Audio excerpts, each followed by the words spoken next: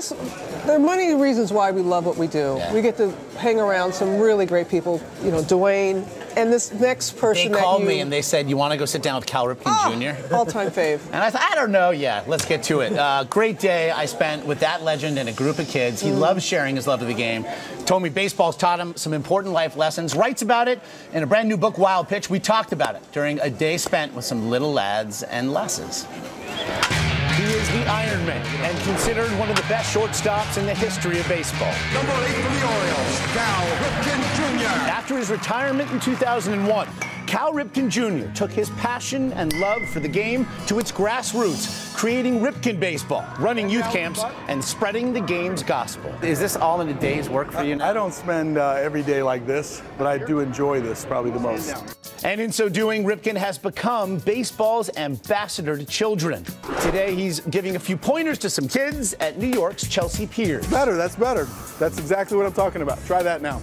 Back in 2001, did you have a sense that this is what you'd be doing 12 years later? I knew that I liked the influence I had on kids in a baseball sense. And then really, I want to encourage kids to, more kids to play more baseball.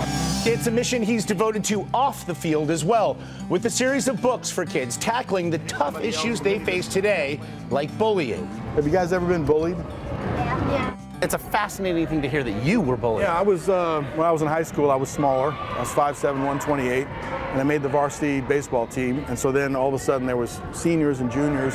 And I don't know if they were torturous or not, but being hung over the stairway by your feet, looking straight down the bottom, and all the contents of your pockets fall out, that was pretty alarming. That's torturous. His latest book, Wild Pitch, about a pitcher who beans another kid and struggles to regain his confidence. How big a part of your life was reading growing up? I really enjoyed reading, period, but it was very specific to sports. And I remember really being moved by a book called Relief Pitcher.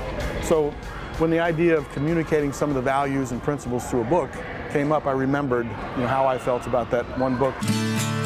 The books are fictional, but draw from real-life experience.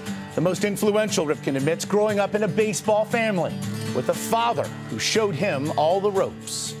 And now, as a parent yourself, what's it like sitting in those stands? It's a little bit more nerve-wracking. Some parents are so fidgety, they can't watch their kid hit, they can't watch their kid pitch.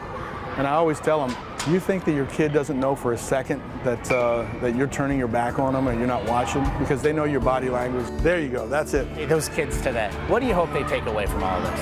I hope that they feel a little bit better about their ability to compete and play, and take away a seed that starts to grow inside them where they love baseball. Nice swing. So many things struck me. Among them, he loves the game. And tell. boy, he is a great dad. Loves his kids. It was terrific. Nice What job. a day. What a day. Thanks. Thanks.